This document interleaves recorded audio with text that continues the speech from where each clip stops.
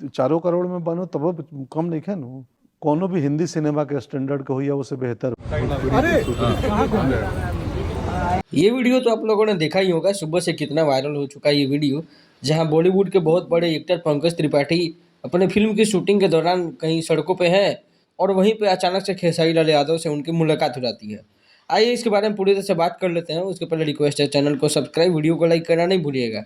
तो ये वीडियो जो है एक जगह से आ रही है, जहाँ मतलब बिहार की ही वीडियो है, जहाँ पंकज त्रिपाठी अपनी फिल्म की शूटिंग के लिए आए हुए हैं और वहीं पे जो है खेसारी लाल यादव से उनकी मुलाकात हो जाती है और वहीं पैर छू के आशीर्वाद लेते हैं खेसारी लाल यादव।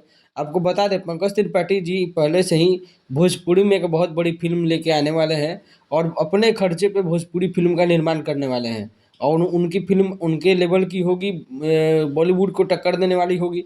इसलिए कयास लगाए जा रहे हैं कि खेसारी लाल यादव को लेकर के एक बहुत बड़ी फ़िल्म उनकी आने वाली है, जिसमें खेसारी लाल यादव ही भोजपुरी के हीरो होंगे और वो फ़िल्म का बजट भी अच्छा खासा होने वाला है, 4 से 5 करोड़ के आसपास या उससे ऊपर।